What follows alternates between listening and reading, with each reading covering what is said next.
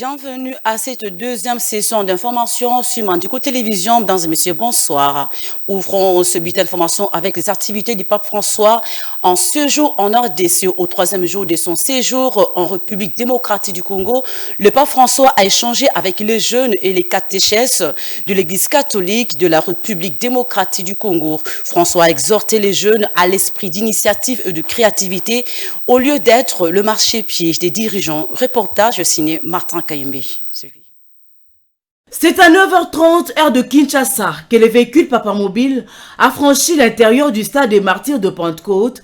Le Saint-Père, bien assis, a fait le tour du stade pour saluer le jeune catholique et les catéchèses venus en grand nombre pour écouter le chef spirituel de l'Église catholique romaine, le pape François. Chants religieux et cantiques étaient au rendez-vous afin de rendre gloire à Dieu de la présence de son serviteur à Kinshasa, capitale de la République démocratique du Congo. Dans son adresse à la jeunesse et aux catéchèses, le Saint-Père est revenu sur le rôle que doit jouer le jeune pour l'avenir de l'RDC.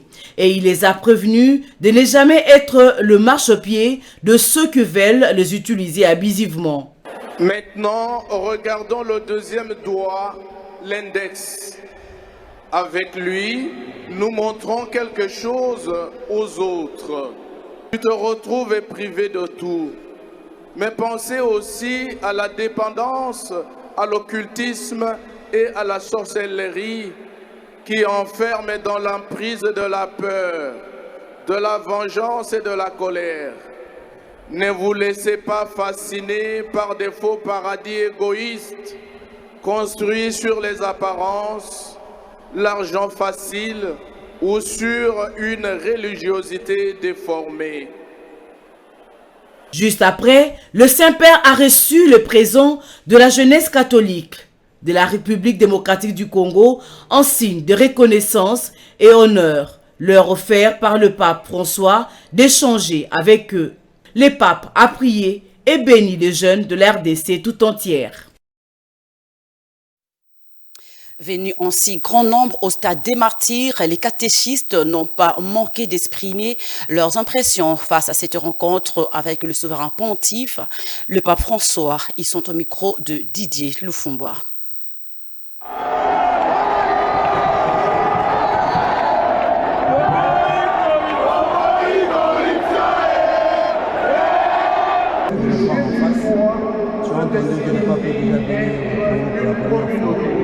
Aujourd'hui de le voir en face, c'est une joie et c'est une bénédiction pour moi. Je bénis Dieu de m'avoir donné la grâce d'être là parmi tous ces gens ici.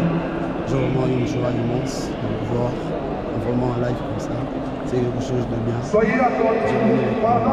devons confier à Dieu. Nous voulons être prêts à combattre toutes les choses qui vont nous arriver.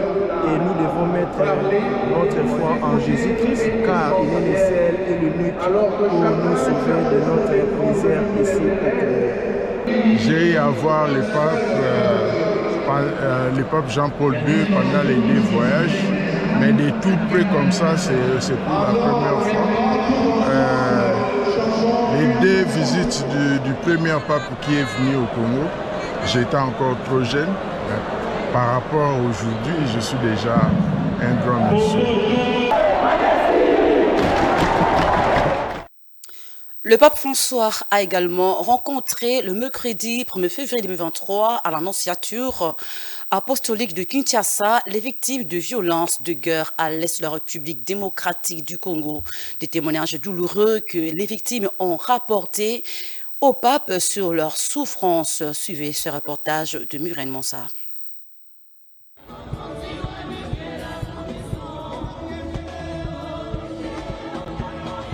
Après la célébration de la messe d'Indolo, le pape François a accueilli les victimes de guerre de l'Est de la RD Congo. Le souverain pontife a rencontré au moins 4 délégations de victimes de violences sévissant de Bunia, Beni, Butembo, Goma, Masisi, Rutshuru, Bukavu et Uvira. Les victimes ont raconté au Saint-Père leurs souffrances innommables, les déchaînements difficiles du mal à l'état pur et pourtant, au creux des horreurs, la lueur humainement difficilement envisageable. Ainsi, la première victime, une dame qui avait à l'époque 16 ans, s'exprime devant le pape.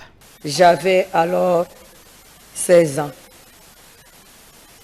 J'ai été retenue comme esclave sexuelle et j'ai subi des maltraitances pendant 3 mois. Chaque jour, c'est 5 à 10 hommes qui abusaient de chacune de nous. Ils nous faisaient manger la pâte de maïs et la viande de chair des hommes tués. Touché par des témoignages de quelques victimes, sa sainteté n'a pas caché son désarroi. Incline humblement la tête et la douleur dans le cœur, je lui demande pardon pour la violence de l'homme sur l'homme. La violence de l'homme sur l'homme. Père, aie pitié de nous.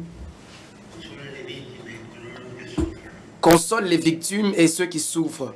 Convertis le cœur de ceux qui commettent des cruelles atrocités. Le séjour du pape va jusqu'au 3 février 2023 avant de s'envoler pour Djouba, au Soudan du Sud.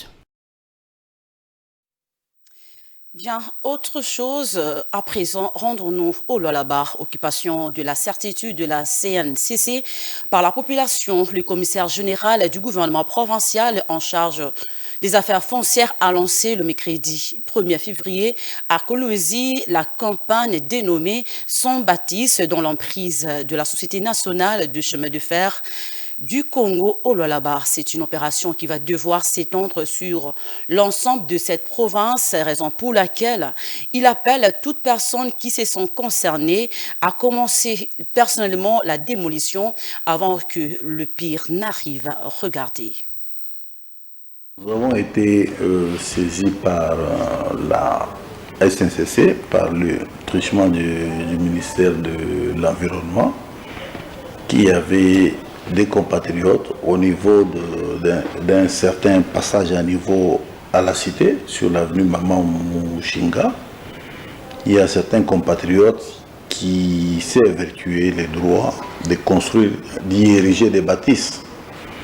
Nous avons fait une descente, effectivement nous avons constaté que l'angle de visibilité à ce niveau-là était offusqué, était barré par les constructions. Alors nous avons profité de cette occasion-là pour demander à tous ceux-là qui sont en train de spolier les emprises des chemins de fer, de déguerpir. Parce que bientôt là, nous allons lancer une opération de démolition de tout ce qui est, toutes les constructions érigées ou toutes les constructions anarchiques, comme nous le faisons déjà. Mais cette fois-ci sur les emprises des chemins de fer. Donc nous profitons de votre micro pour demander à tous ceux-là qui construisent ou qui veulent habiter, qui sont en train de spolier les emprises, qui s'attendent déjà à ce qu'il y aura une démolition qui va s'en suivre. La population devra s'approprier cette culture-là du civisme. Nous devons savoir que ici, nous pouvons construire, là, nous ne pouvons pas construire. Et nous-mêmes, nous nous mettons toujours dans des positions vraiment litigieuses qui nous créent des problèmes. Voilà ce que marque la fin de ce bulletin d'information, mesdames et messieurs. Merci d'avoir suivi. Bon tour de programme, Simon du Télévision. Au revoir.